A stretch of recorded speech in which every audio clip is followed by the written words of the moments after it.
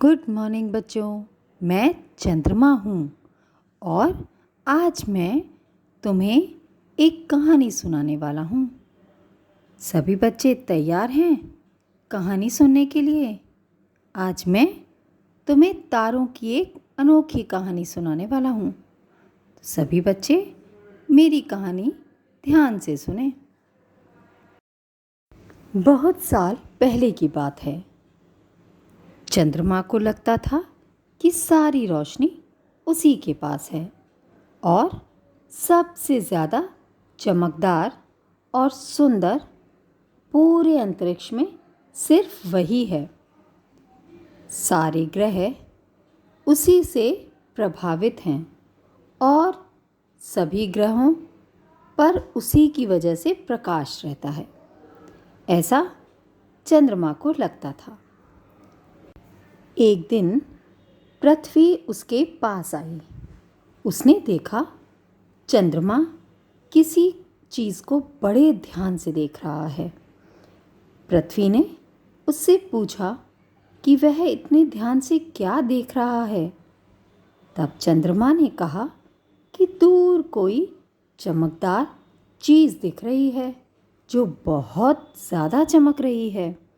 उसकी रोशनी बहुत तेज़ है। पृथ्वी ने कहा कि वे तो तारे हैं। चंद्रमा ने कहा, तारे नामुमकिन, वे मुझसे ज़्यादा चमकदार कैसे हो सकते हैं? रात में तुम मेरी वजह से ही चमकते हो और लोग भी मेरी रोशनी की सहायता से ही अंधेरे में चल पाते हैं। तो मुझसे ज़्यादा चमकदार तारे हों, ये तो हो ही नहीं सकता। चंद्रमा बड़े घमंड के साथ पृथ्वी से बोला। पृथ्वी ने कहा, तुम्हें विश्वास नहीं तो तुम तारों से ही पूछ लो, पर मुझे नहीं लगता कि तुम वहाँ तक पहुँच भी पाओगे, क्योंकि वे हज़ारों मील दूर रहते हैं और तुम वहाँ पर पहुँचते पहुँचते थक जाओगे। चंद्रमा ने कहा, ऐसा तो हो ही नहीं सकता। और वह पृथ्वी और अन्य ग्रहों से ये बोलता हुआ बहुत तेज़ी से तारों की रोशनी की तरफ बढ़ने लगा। चंद्रमा को इस बात का बिल्कुल भी आभास नहीं था कि सितारे जो कि इतनी दूर से छोटे दिखाई देते हैं, वो कितनी दूर हैं। चंद्रमा काफ़ी तेज़ी से सितारों की तरफ बढ़ने लगा और चलते चलते वह काफ़ी थक पे गया, लेकिन उसने हार नहीं मानी, क्योंकि उसे ये लगता था कि वह जानता है कि तारों की अपनी रोशनी नहीं होती और वही सबसे ज़्यादा चमकदार और सबसे ज़्यादा रोशनी देने वाला है। चंद्रमा जब तारों के थोड़ा निकट पहुंचा तो उसे लगा कि वाकई में तारे बहुत छोटे हैं और उसने मन ही मन खुश होते हुए कहा कि देखा, मैंने जैसा सोचा था तारे उतने ही छोटे हैं और मेरा अनुमान गलत नहीं था।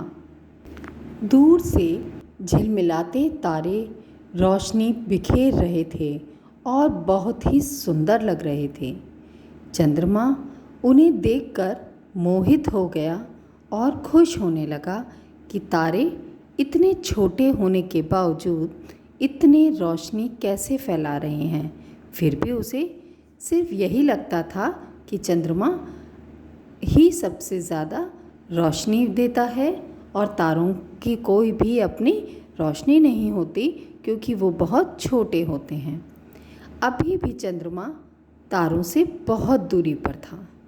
उसने अपनी रफ्तार बढ़ाई और आगे की तरफ बढ़ने लगा। जैसे जैसे वह सितारों के नज़दीक पहुंचता गया, गर्मी बढ़ती गई। सितारे दूर से देखने पर उसे जितने छोटे दिखाई दे रहे थे, उनके नज़दीक आने पर उनका आकार उसे बहुत बड़ा दिखाई देने लगा। वह फिर भी उन तारों के निकट पहुंच ही गया।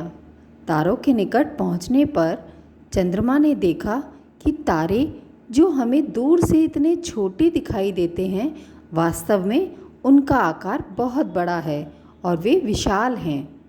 और उनके पास पहुंचने पर उसे एक अजीब सी गर्माहट महसूस हो रही थी। उसने तारों से कहा कि देखने में तो तुम बहुत छोटे लगते हो, पर वास्तव में तुम बहुत बड़े और चमकीले हो। तारों ने कहा कि इसका मतलब तुम तारों के विषय में कुछ भी नहीं जानते। चंद्रमा ने अपनी नज़रें झुका ली। उसने कहा, अभी तक तो सिर्फ मुझे यही लगता था कि सबसे ज़्यादा सुंदर और चमकदार पूरे आसमान में मैं ही हूँ। सितारों ने कहा कि नहीं नहीं, ऐसा नहीं है। हम बहुत दूर होने के कारण, पृथ्वी से मीलों की दूरी होने के कारण इतने छोटे दिखाई देते हैं, लेकिन हमारा प्रकाश पूरे आसमान में फैला रहता है। लेकिन देखने में तुम भी बहुत सुंदर और शीतलता प्रदान करते हो। तुम्हारा अपना एक अलग महत्व है। हर व्यक्ति का, हर वस्तु का प्रकृति में अपना एक अलग ही महत्व होता है। चंद्रमा ने जब तारों की बात सुनी तो उसकी गलतफहमी दूर हो गई और वह वापस अपने घर की ओर लौट पड़ा। लौटते समय सूर्य उसे रास्ते में मिला। सूर्य ने चंद्रमा से पूछा, क्यों चंद्रमा, तुम्हारी यात्रा कैसी रही? चंद्रमा ने कहा, बहुत ही अच्छा हुआ जो मैंने यह पता लगा लिया कि तारे अपने प्रकाश से ही चमकते हैं और वे छोटे नहीं बल्कि उनका आकार भी बहुत विशाल होता है और सब तारे अलग अलग आकार के होते हैं। और मैंने यह भी जाना कि तुम भी एक तारा ही हो। सूर्य ने कहा, हाँ, और तुम मेरी ही रोशनी के कारण इतना चमकते हो। चंद्रमा अब प्रत्येक वस्तु के बारे में जानने के लिए बहुत उत्सुक था और वह समझ चुका था कि प्रत्येक चीज़ का अपना एक महत्व है, अपनी एक पहचान है।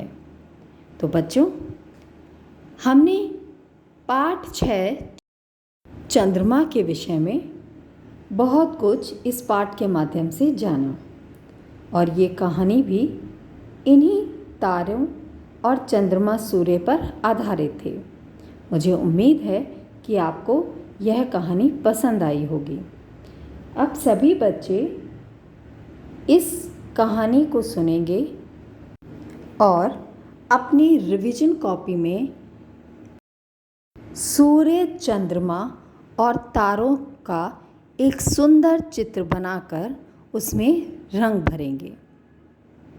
Thank you.